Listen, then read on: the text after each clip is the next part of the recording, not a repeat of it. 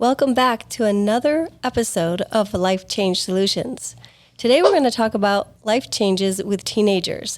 Now don't worry if you don't have a teenager, we really need you to still listen because it truly does take a village to raise a teenager. And whether you're a parent, a grandparent, an aunt, or an uncle, a therapist, today we have a therapist with us. I'm going to welcome her. But even a friend or a teacher or a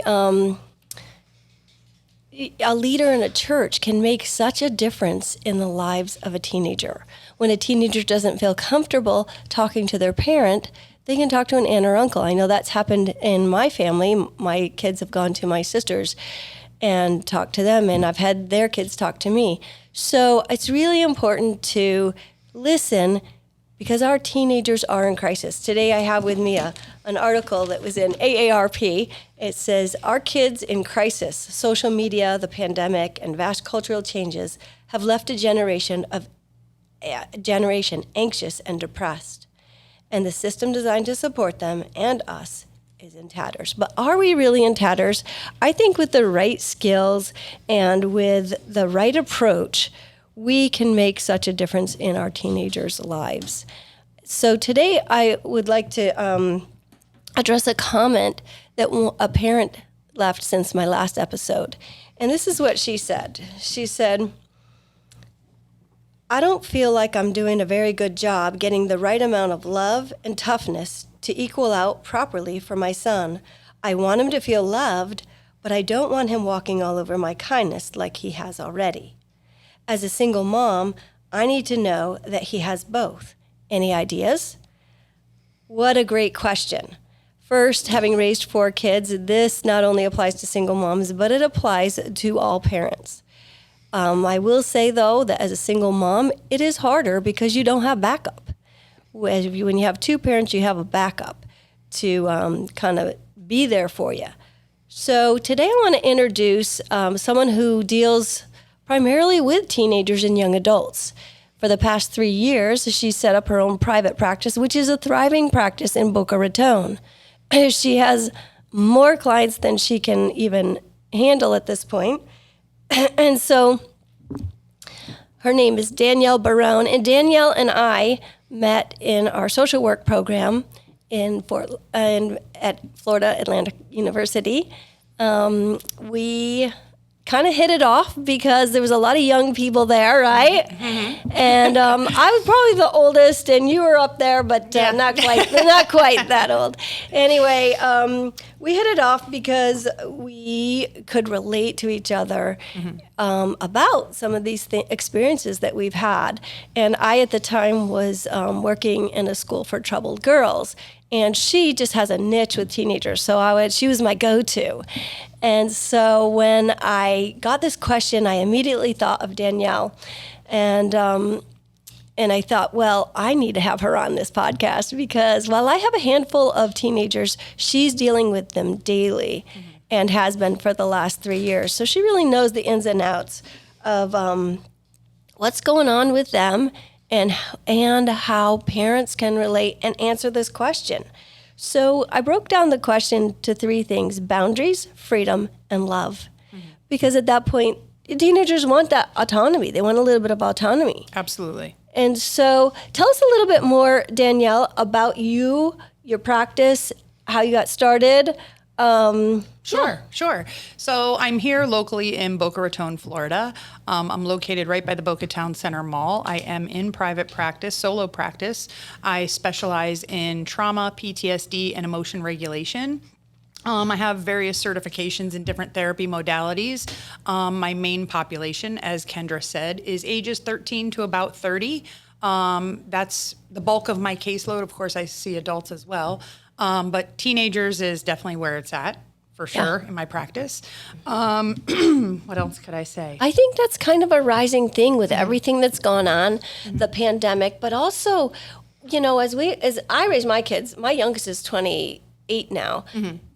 We didn't have this inundation with computers and social media and all that. And I think that really adds a lot of what's going on, the anxiety and the depression. Is that what you're seeing in your practice? So a little bit of both. So, I have two boys, 18 and 20, and, technology kind of introduced itself in their world as they were ending elementary school and middle school. As most parents, right, we decide, okay, well, now it's time for you to have a phone. You're going on play dates. You're going out. You're going to the mall with your friends. I'm not there. I need to be able to get in touch with you. Slowly but surely that turns into, staring at your phone, right? TikTok, Snapchat, Instagram, like all these things. And a lot of parents don't plug into that stuff. That's what I'm finding. They're like, I don't know what Snap is. I don't know what Instagram is. Or I don't know now we have Discord, Twitter, like there's all these other things that are coming into play.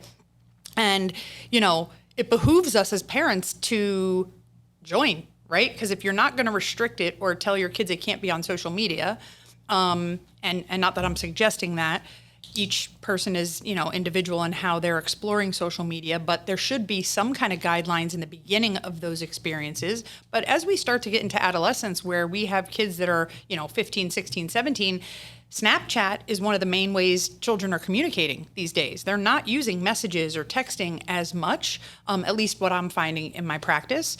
And things disappear after 24 hours, and they know how to manipulate these apps in such a way that, stories and being left on read, and technology is adding a whole nother layer of, am I accepted by my peers or not? Right? As well as, let me keep my privacy from my parents. Right. So this adds a whole nother layer. And if you're not plugged in with technology, therein lies one version of a disconnect. So right? Number one thing for our parents then is, hey, if you don't know these platforms, get to know them. Correct. And see what your kids are doing. It used to be easy, like when I was raising mine, they had the phone. Right. And that was it. And we could see the message. We could actually print out the messages because we had control over the phones. And I did that. Yeah. In fact, and then comes the consequence. I remember, oh gosh, this is a funny story. I took the phone away from one of my daughters. And you would have thought I did the most horrendous thing. So she was just throwing a fit, and I said, listen, this conversation is over. You're not having it for the night. I go into my room, I lock the door. Then I go into my bathroom to take a bath, and I lock the door. No sooner had she taken a Q-tip, unlocked the door, came into my bathroom where I'm taking a bath, unlocked that door, and I'm just like, I'm naked here. Hello, I want my phone, And finally, I had the backup of my husband who just kind of escorted her back to her room and said, that's it. Right. But yeah, it was not, now I can laugh about it. And I will tell you, parents, that later in the future, you might be able to laugh about some things. Some things maybe not, but some things you can laugh about. And now we joke about it in our family that she's very persistent. A good trait. And it has, and it has helped her in other ways to be, have a lot of success and to get through some really challenging times. But that was not a good trait at that time for me. Yeah, and technology brings in a whole nother level of privacy for kids too. Like, for example, when my kids were, I want to say like 9th, 10th grade, as a parent, we have these rules that we think our kids should follow. And some of them are relevant to the situation. Like, I pay for the phone, so I should be able to see everything, right? That's a common theme that parents say. I should be able to look in that phone and look at anything I want and da-da-da. Okay, yes, I'm somewhat in agreement with that. But as they're getting older, so now we're past puberty, right? They're starting to find where they fit in their peer groups. They do deserve some level of privacy, right? Now, we have to trust in our parenting up to this point that they're going to make good choices. Or, we're slowly but surely morphing into coaching and guiding our kids in choices because, let's say somebody 14 years old, 4 years from now, they're out of the house at college and on their own and in adulthood, right? Under the law of adult law, right? So I had, one of my teenagers and I'm like, he now has a girlfriend and I'm like, what's going on with that? Because this was all new and I'm trying to find out and I'm asking him and he's really like tight-lipped, doesn't really say much about his personal life because he wants to keep it private as he should. But here I am struggling as a parent to transition with him in that process. So I go on his phone and I look at it and I find information, nothing detrimental or that he shouldn't be doing, but I address it with him And now we have this eruption of, you're invading my privacy, it's my phone, blah, blah, blah. And you know what? At some level, he was right. Yeah. Right? Because Yeah. he does deserve a certain level of privacy. And that continues as they get older. And they're supposed to find this independence. And, while they're doing that, it's up to us to kind of say, okay, well, I need to be his partner, not still like rain down the hammer, because he is transitioning towards adulthood. He is leaving the house soon. And what's that relationship going to look like when he goes too, right? I have many parents that I see their child in private practice, and the parents are like, nope, they're not allowed to do this. They're not allowed to do that. They can't, I don't want them at parties if there's alcohol, if there's somebody's vaping. And how could we know what's going to be at the party? But in high school, we could really say sky's the limit of what's at that party, right? Right. So what do? Do we hold them home and say, no, you're not going, you can't have a life? Right, But then they go right. to college and it's a free-for-all, Right, right? no. Or do we start to have some balance and some guidance? And here's where we invite trust, right? And healthy decision-making. Right. And I think Yeah. that's what parents are really seeking. What is the balance between the boundaries, the freedom, and how do we still show that love? And, I think one thing you brought up is how your son got angry. And what do we do with that anger? I remember one time my daughter was just yelling at my face, and my two younger weren't quite older. They were still preteens, and they're like, Mom, why do you let her do that? And I'm like, oh, I just let her. Yeah, You're right. I'm letting this. No, Yeah. so what do we do when there's that lack of respect, that, just real being rude and acting, another thing, acting as if you don't know anything. Like they know everything. Another situation we had in our family, my kids are going to be totally embarrassed about this, but my son was the oldest. I have 4 and 5 years, by the way. 5.5 years. So I had a 15-year-old and a 10-year-old, and they were in the same room. And my son was arguing with me about something, I don't even remember what. But the way that he was arguing was as if I knew nothing and that he knew everything. And finally, my 10-year-old pipes in and she says, well, she did go to college. And so Thanks. I know, it's like, oh, you're so sweet. At least it's that, and there's that transition from when they still respect you and they think you're, know something, to this where you don't know anything, Mom. I know everything. So how do we address those kinds of things where they're angry and they're yelling and what's up here? I just stood there, after just standing there, I'm like, all right. And, at some level throughout child rearing, as we're raising kids, respect, or the idea of respect, is already established, right? We do that from very early on when parenting, how we treat others or how we even treat our children. At sometimes I'll meet with parents and they're like, they don't deserve respect yet. They're not an adult yet. And that's not true. That is not true. So everybody deserves a certain level of respect, right? And sometimes that's earned as well. And, when we're respecting our children, it invites them to respect us back. So we have this scenario. We have a 15-year-old who is annoyed that, I looked in his phone or whatever, right? Like they think I don't know anything, or I don't know what Snap or Instagram is or whatever. So then it's really sitting down with them because they do have that spike of anger. Because a lot of times we're also parenting out of frustration. Right? So when we're parenting out of frustration and we react, so I kind of like to call this that reactionary cycle that's fueled by frustration. We get frustrated, we react. Now the kid feels unheard, unloved, uncared for, and that brings up all kinds of emotions, which then spirals into more frustration, more reaction, and around we go, right? Respect's out the window, right? Right. Boundaries are out the window. Now this kid's fighting for independence, getting angry, right? And you're getting angry, and everybody's angry. Right. And So- it's okay. Wait a minute. I have to walk away, right? I'm not going to talk to you if you're screaming or yelling at me, right? Now here I'm maintaining my self-respect, right? I'm not okay with how this conversation's going. You're obviously really upset. I'm getting upset. We're going to talk about this in a little bit, right? Or calm down or whatever, right? So we step away, we come back, and now we have to have a conversation with our kids like, listen, maybe I don't understand your world. Explain it to me. Yeah. Right? Yeah. Where do we as parents, so this is one of the biggest things I've noticed, do we as parents create space to listen to our children?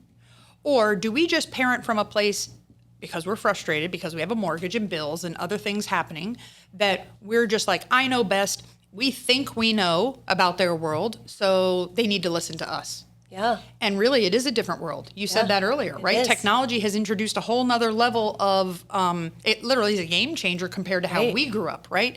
So we sit with our kid or we create some space for them to fail or disappoint us or, have this conversation about what do they actually need from us and how can I understand you better? Because very often, I find that we are in the same book, but we're at two different ends of the book, right? A kid only has this view. This is their view. Their day, they go to school, that's all they know, and they're home. That's it. We have this wide view, right? Maybe we went to college, maybe, we grew up in a certain kind of household. We have different environmental experiences. We have bills, we have responsibilities they don't know anything about yet. Right. So to them, their Right. social media and their phone and what's unfolding in their life is their whole world, right? And right. if you don't understand that, right? Like there is a whole nother sub level going Right. on No, in these kids' lives. it's so true. They're having interactions in classes. Somebody makes a rude comment or maybe being bullied at times. And that kid comes home and we're like, how was your day at school? And they're like, good. What happened? Nothing. Right? Like they don't want to talk about it. And there is a little bit of a disconnect, but it's engaging in, well, tell me about the best thing about your day today, right? I love that question. Yeah. Or like, that I'm here for you, not just that whole, well, they know they can come to me whenever they want and I'll support whatever. But do they? Because when they come to you, are they being invalidated? Are they being judged Right. because you're parenting out of frustration, right? Like what was the message your kid's actually getting? Because that is always the main driver of the divide for the families that I meet with. There's right? so many good things you said in this whole thing. One is, and we learned this in our therapy, is practice the pause. When you're getting so angry, and I love this, it's something you can say in your head, practice the pause. Right. Where's that space? Where's that space for this And child? then you can be proactive versus reactive. And I like that, being proactive versus reactive. Sure. And so, because so much of the time our kids just can hit the right buttons and we are on them. Or even let's just take a normal day, right? A normal work day, depending on what your profession is. You might be really stressed. You might be struggling to pay your mortgage, right? You have all this vulnerability going on in the background. And now the kid comes home and is telling you they have a project and it's due tomorrow and we got to go to the dollar store because I need poster boards. Right. And you blow your You're top. like, yeah, no. Right? Like how many times have we all heard that? Right. Or, I got an F in school or I got in a fight with so-and-so or they're really emotional and we don't make space for that because we're frustrated. Well, and I think too that I get this a lot from parents. I only ask a few things of them to do. They have to keep their room clean and clean up after themselves, clean up their dishes. Now, why can't they do that? Well, it's I think what you said. They've got a lot on their mind, and you've got a lot in your mind, and you're just like, listen, I can't take care of you. I can't do everything because I'm just trying to make ends meet here. Sure. And all I expect of you is these two things. And they may not, because their mind is elsewhere, they may forget about those two things. They may forget one. And so it's how we react. And you forgot that, so guess what? No, you're grounded this weekend. Right, because what's the message? I'm bad, right? I Right. can't do it right, or I'm not good enough, or whatever. And there are healthy ways to put consequences, right? Well, listen, you're not going to go play football until your room is clean. Right. Right, and I've been asking you all week kind of thing. Or Or you can't get on your phone. You can't get to do the games Right, and if until there's this is done. that anger and that pushback, it's like before we get equally angry or frustrated, it's understanding that I don't need to match their energy. I don't need to, right? And pausing for myself and then saying, all right, before you walk out the door, what's getting in the way of you being able to clean your room? Yeah. Right? What's the barrier? What's getting in the way of you being able to, I just don't want to have to do it. It's so stupid. Why do I have to clean my room? Nobody goes in there but me. Okay. I hear Well, that. we want to respect our belongings, right? We want to respect your room. Like there's a lot we're teaching now. I am not the kind of parent who's like, you have to make your bed every day. I know my kids know how to make a bed. But some parents, those things are really important to them. Yes, right? I was. Yeah. My kids are going to be in therapy for sure. No, listen, I had one of mine who had probably a little obsessive compulsiveness. At 2.5 years old, she's in a bunk bed, and in the middle of the night, I hear her, and she's crying, and she's trying to make the bed. And I'm like, oh my gosh, what have I done? What have I done? It's okay. You don't have to make the bed when you're sleeping in it, So yeah, sometimes we get so focused on the bed has to be made, Right. and you know what? It's okay. Right. You know? Right. Because what are we doing? We're just adding more frustration to things. Just say, and I know one mom, she says, I don't make them make the bed before they go to school because they're just trying to get out the door. Right. But when they get home, I say, okay, you Right, don't have straighten to up your room. straighten up your room. Right. Straighten up the bathroom. And, right. right. I can't tell you how many times I've said that, especially if they have friends coming over, or it's like, you got to straighten up the bathroom. You can't leave it like that, Yeah. But then there's other aspects of their life that we don't know about that are fueling And they're why, not going to tell us. correct, why they can't be motivated to also do those things at home, or they just got in a big, huge fight with somebody, or I don't know, there's expectations put on them by a coach or a youth group or whatever, and they're feeling really overwhelmed. And again, depending on how we parent, they don't feel as they can come to us, even though we're of the mindset we love them. We created them. We would do anything for them. I'm always here for them. Okay, Mom, I need your help with blah, blah, blah. Oh, geez, what do you need now? Right? What does that say? Right. What is the message you just got? You're not valued. I can't be bothered. I can't listen. Right. I don't care maybe at this moment. Right. And Right. sometimes we can be really harsh with our words. And if we do that over the course of their life, right? And we're just managing our day, but we do that over the course of our life, the nuances of our behavior towards them are delivering a constant message of, I don't have time for you. Invalidation. Right. I'm invalidating you. I don't want to hear it. And so, of course, now we have a 15-year-old who says, my mom doesn't care. Or they go into school, they don't have that confidence to. Right. I can't speak up. Right. I can't defend myself. Well, one of the things that I was thinking about, back in the day, it was to, fill your bank. So every 5 positives for any negative. And now I've heard it's 7 positives for any negative. Okay. So I do think that positive reinforcement, and that's kind of hard when you're busy in your day and you're not thinking about it, but conscientiously thinking about when you can give that positive reinforcement. Because there's going to be those times you're going to be like, what do you mean you didn't do your homework? Where, hey, you've done your homework all these other times. How can we get this? You've been really good about it, and I'm really proud of you. Let's try and get this done today. So really trying to give them that positive. And when they do their dishes, hey, thank you so much for doing the dishes. Or when they do hey, your room looks great. Right. It's more respect. Right. So every time we send a message like that, we're showing them that we respect what they're doing for the house. We respect what they're doing for themselves. And like we were saying before, creating that space, right? If you can't, so let's use the comment you just said, right? Why can't you get your homework done? You've gotten it done every other time. What's the problem? Right? That's a little harsh, a little abrasive. And I'm not saying we have to tiptoe around our kids. I'm not saying that at all, because we're all human too, right? Right. So, but it's like, okay, wait a minute. If I know my kid can always do their homework and today they can't, or they're really struggling, a lot can't. It's not even about the homework, right? It's maybe sitting on their bed and saying, what's going on? Let's talk. Yeah. Right? Did something happen? Is there anything you want to talk to me about? I'm here to help you. I'm definitely, I want you to know that obviously I've had my own version of childhood, and I'm willing to listen to whatever it is you want to tell me, because I might be able to help you. I might surprise you, right? And it's like, oh, wow, she's making space to hear what I have to say. She actually wants to hear me. She's not getting ready to say, well, I don't care about that. Get your homework done. Get your homework done. And that's where we get so, we get so wrapped up in, I got to get the dishes, I got to get the dinner on, I got to get the bills paid. I got to do the laundry. Got to go grocery shopping, do the laundry. And Right. it's like, where they really, and if I knew now what I knew then, I probably would be a much better parent. So we're hoping that this podcast can help you be a better parent, but also those that are out there, I know my parents lived with my brother and were there for my nephew.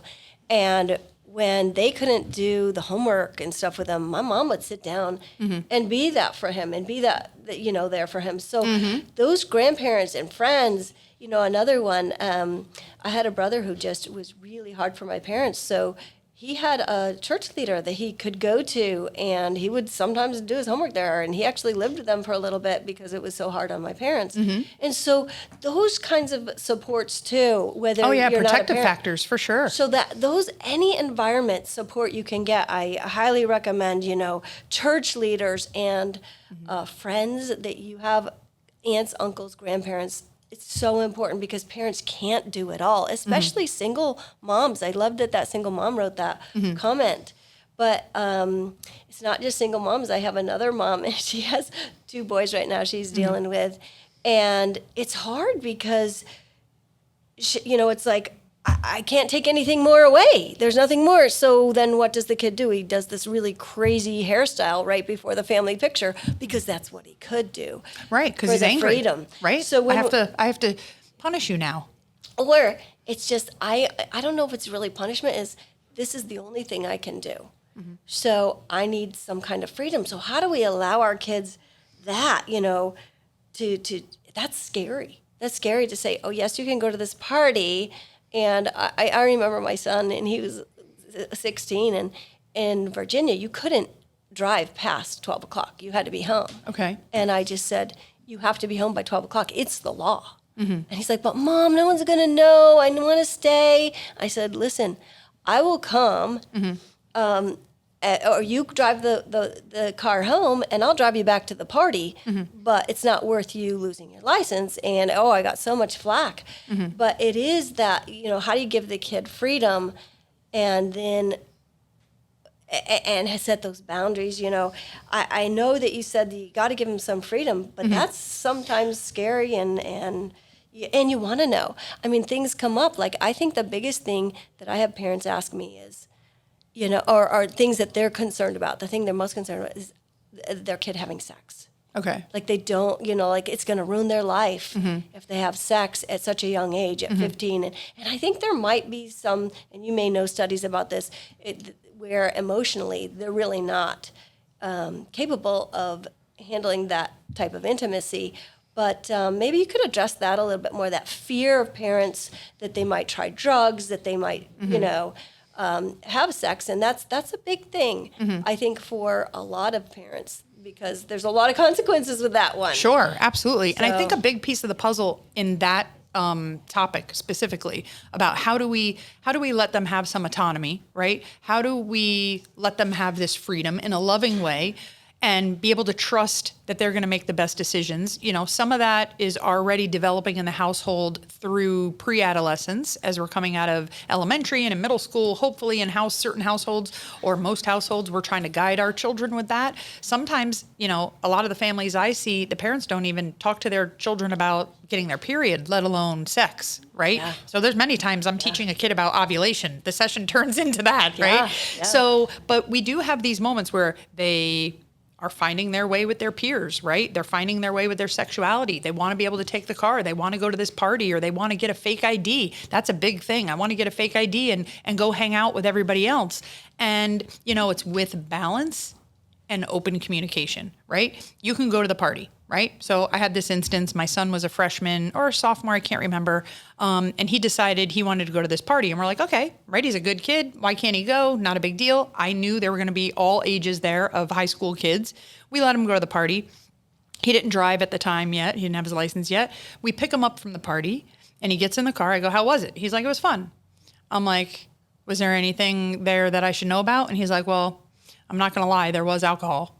I'm like, okay, I'm glad you're telling me that, right? That's exactly what I said in that moment. Like, I'm glad you're telling me, because I want to have that open line of communication, right? Yeah. Like, you got to be kidding me. There's alcohol there. You're never going to a party again. Right. That's many parents' reaction. So I go, I'm glad you're telling me. He goes, yeah. He goes, and I had 2 beers. Okay. And I'm like, And then okay. what? I go, how'd you feel?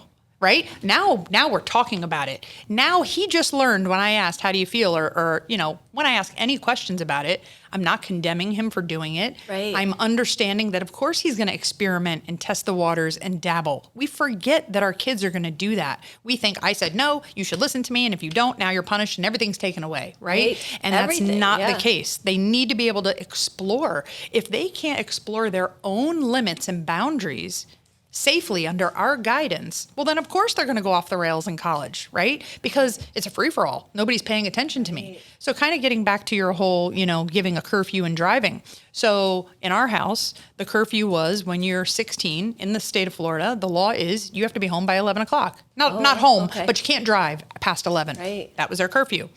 When you hit 17, the law changes to 1 in the morning. So, wow, okay. So at 17, that became their curfew because they were driving. Right. So it's funny. My older son goes off to college, right? My younger one is still home, and he knows his curfew is 1 o'clock. So he says to me, why can't I come home at 2? I go, because your curfew's 1 o'clock. He's like, yeah, but his brother, he can, when he comes back, he can do whatever he wants now. I go, and he earned that right. Yeah. Right? Because now he went off to college. He's learned how to navigate his life with independence and good choices. And that'll eventually be you as well. Yeah. But for right now, until you leave, your curfew's 1 o'clock.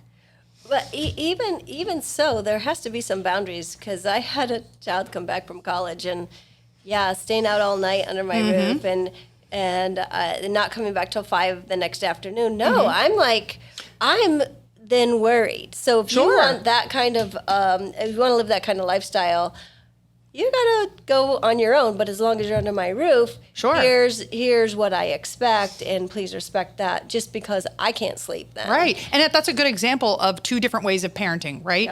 Yeah. We know our children.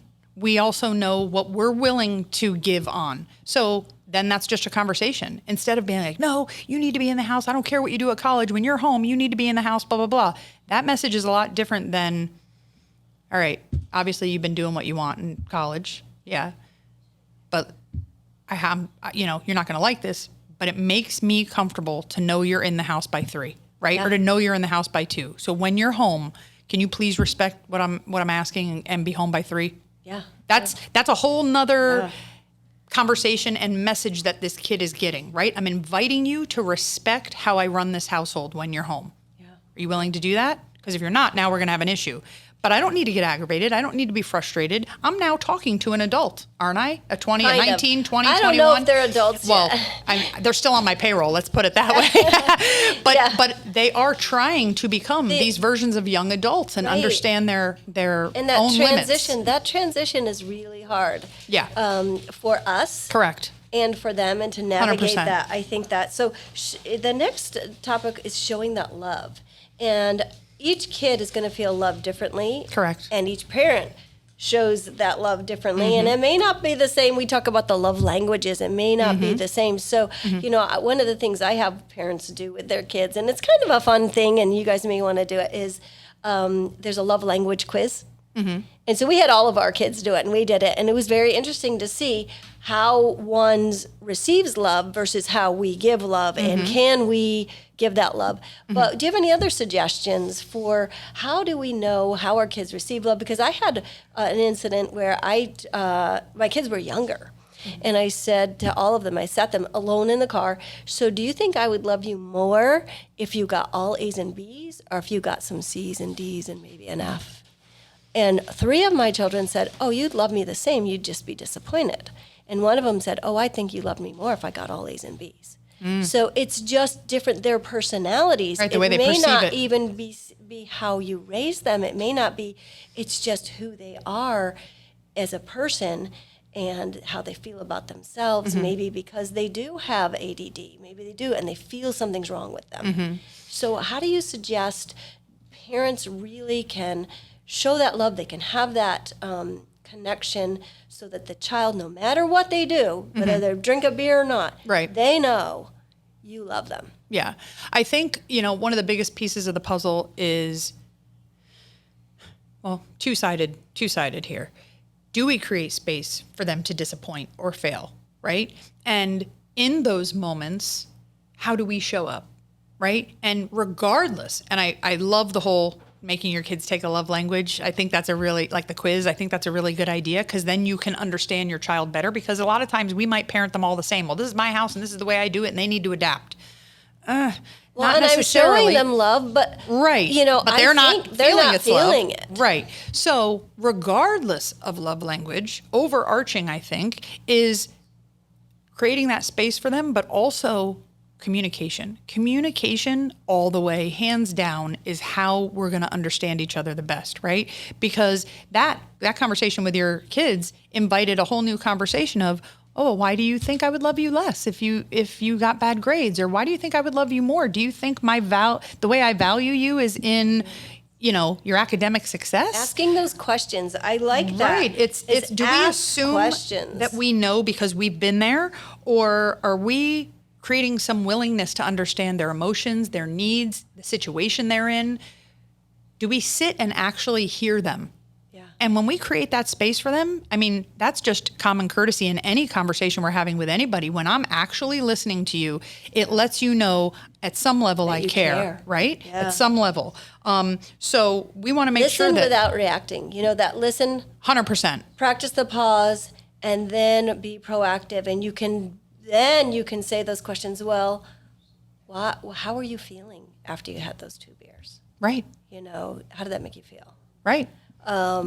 So versus what? You had 2 beers? You're That's never going out Nobody. again. Right. Exactly. You know, so I think that's a good as sit and listen. Yeah. And be there. Correct. You know, be present. And it's willing to understand your child, right? Because they're already by nature pulling away, right? Right. They're learning to become independent and have their own privacy. So in order to keep those lines open, one, we have to transition with them as parents while that's happening for them, because it's happening for us too, right? The day they go off to college, now we're sitting home like there's nobody to take care of. Yeah. You know, our children grow up and eventually start to see us as the people we are.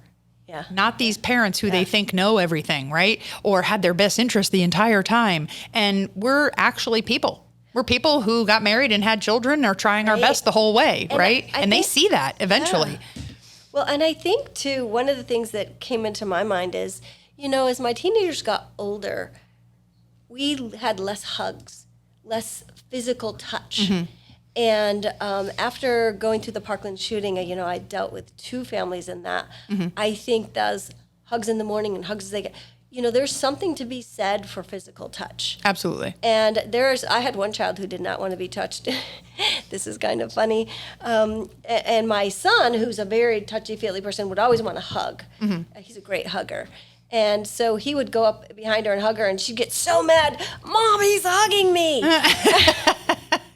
And so we had to have an agreement. I said, okay, you know what? His love language is physical touch, and he needs at least 1 hug from you a day. But you, Tommy, you have to get permission from her to give the hug. You can't just go and hug her. And Kalina, can you give him 1 hug a day? And so it worked out that they could do that. Ooh, I just mentioned my kid's name. So sorry.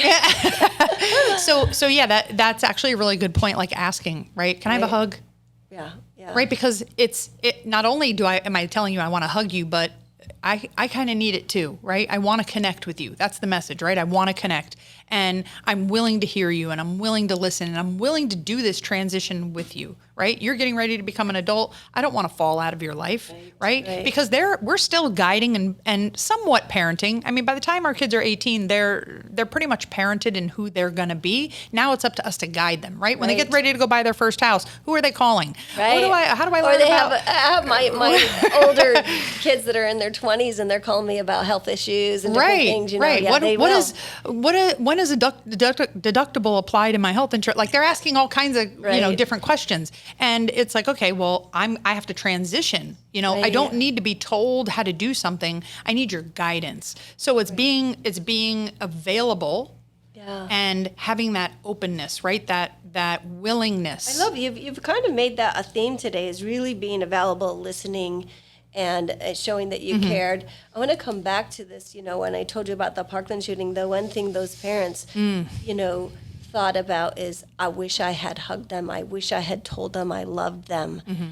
Because we rush out the door and we forget those little things. And I think those little things are so important. Oh, 100%. Just, every morning, I love you. When you hang up the phone, love you, right? We do that Yes. all the time. Yeah. And it's also not only showing love in that way, but asking, right? Say, hey, what are you doing this weekend? You want to go get lunch? Want to go to a Right. movie? Right? Like hang out with your kid, like build that relationship, because it doesn't have to be this, I'm always frustrated kind of parent. Right. Because when we get in that loop, when we are parenting out of frustration, and I've seen this numerous times, we create a cycle. Because now we're showing disrespect to our kid and wondering why they don't respect us back, right? And now they're frustrated with us and they're yelling back at us, and now we're trying to give consequences and they don't want to listen, and around we go. And what just happened? Now we're enabling each other's behavior, right? We're in that reactionary cycle. We're enabling each other's behavior, and I just lost because now there's a power shift. Right. Because now the kid's like, what are you going to do? Right. Are you going to take Right. everything away? What are you going to do? Kick me out? Right. Well, I'll just run away. Like, it turns into this whole They other do. thing. And right. I'm going to run away. I'm going to do Right. this. And I've seen that more than not, or Right. they just stop talking. They won't Right. talk to the parents. Right. We have to And- understand we have our own vulnerability and frustration. But when we walk through the door after a work day or we're feeling that way, we need to take a step back and understand that that's where we're participating from, so we could show up and be a better version for them. Yeah. Right? I'm not asking for 100% because that's not life, right? But when I can create some space to come in your room and sit on your bed after I just, changed my clothes for my day, maybe refreshed myself. Now I'm going to come in your room, sit on your bed and go, hey, what's going on? Not like, are you doing your homework? I hope you're working on your homework, right? Not going right into like, what do you need to do? What do you need to do, right? I do have to share this one story. So I was I came home and I was in the kitchen and my one daughter was sitting there doing her homework. And I said, so how was your day today? Mm-hmm. Her response, Mom, can't you see I'm doing my homework? And I was like, okay. All right. And so what happens, then you really want to pull back and just Mm-hmm. say, okay, maybe I shouldn't say anything, But, we don't know what kind of day they had. And Right. so I think that, okay, give them a little space. Don't react Mm-hmm. and say, hey, all he's doing is asking you how your day was, Right. Or when you're done, come find me in the house. Yeah, yeah. I want to talk to you. Yeah. So there are, and I'm going to bring this up just to end with. Sure. There are situations where kids are out of control Mm-hmm. and the parent doesn't know what to do. And I think that's when we can really rely on those outside people, the village that we talked about, the grandparents, the aunts, the uncles, friends, even a neighbor. But what happens when they're completely out of control and you need to call someone for help? I had that happen twice, and 2 teenagers ended up in a psych ward. It was not good. And so what resources do you have for these kinds of things for parents? Who can these parents call when it's a really, really hard, and I hate to say that, I wish they could be as light as what we're talking about and listen and care, where I think all of that does run into play. What resources can you give for parents, and any other resources that you might have, if you could maybe share with them? Sure. Well, a couple of things there. Depending on how far off the rails they are, is therapy the right option, right? Finding somebody that they can talk to or connect with, because there's an obvious disconnect, right? There's an obvious struggle. Right. And sometimes kids are dealing with some kind of, I hate to use the word abuse, but abusive situation that we're not aware of, right? Sometimes things happen outside the home or that we just never find out about. So there's this anger brewing from that, or this loneliness or this suffering. So therapy for sure is a definite option, right? Individual therapy. Yeah, and one thing I want to mention about that, finding a good therapist like Danielle, who's really good with, because finding one who really does well with teenagers, that's a tricky thing. Oh, yeah. And understanding that one may not be a good fit, and talk to a kid, hey, how did you feel with that therapist? Mm-hmm. And if they're not having that connection, know that you might have to look a little bit Correct. for that. Correct. We And can't just go with the because the title therapist is there. Maybe there's Right. not that connection. Right. But then also, understanding that maybe there's something going on cognitively, like Right. you said, ADHD. Maybe there is an underlying disorder that's happening here, Right. or they're misdiagnosed and now on a regimen that's not appropriate for them, right? So there's so many things, and if we're talking about like really unruly, out of control behavior, starting with therapy, you're going to get other resources in terms of, more extensive or invasive treatments. And are there any resources that they could call, like in an instant, besides the police? Because that doesn't usually work out well. Well, there's also different hotlines. The abuse hotline. There's the suicide hotline. That's a text, by the way. I don't know if Okay. So the hotline for suicide, because a lot of times we have teenagers that romanticize or fantasize. Well, I'll just kill myself, or I'll threaten that I'm going to kill myself. Yeah, this is a huge thing right now. Yeah, and it's like, wait a minute, do you actually mean it? Is it just passive thoughts, or are you saying that as a way to get your parents to plug in? Right? Is it manipulation? So that's really a heavy-weighted question, Right. because, to just say that we have this really unruly kid or this really explosive kid. What do I do with that? I mean, Yeah. we have to start at the beginning, right? What's actually going on? What's going on in the household? What's going on that's making this kid feel they have nobody, that they have to be so explosive or Right. you know, Right. need to take different action than. Well, I think some of the things that we mentioned before can prevent that. Oh, for sure. And also having a support group, maybe a church group and a leader in a church, or or being part of a team is a, team, like yeah. sometimes we find solace in our coach. But then, alternatively, where sometimes. can our listeners find you? So I have a couple of different ways you could reach out to me. So my email, daniellebaronelcsw@gmail.com. Okay, and we'll put that in our hashtag. Sure. For you. My website, so www.danielle-barone.com. And through either one of those resources, you'll find other ways to get in touch with me. Well, and you can always reach out to me at mylifechangesolutions.com. And I have a webpage. I have also a Facebook page. And then also there is a way that you can comment on this podcast. So please put your comments in. We do listen. As you can see, we responded to a mom today. We will respond, and I will find resources to help you.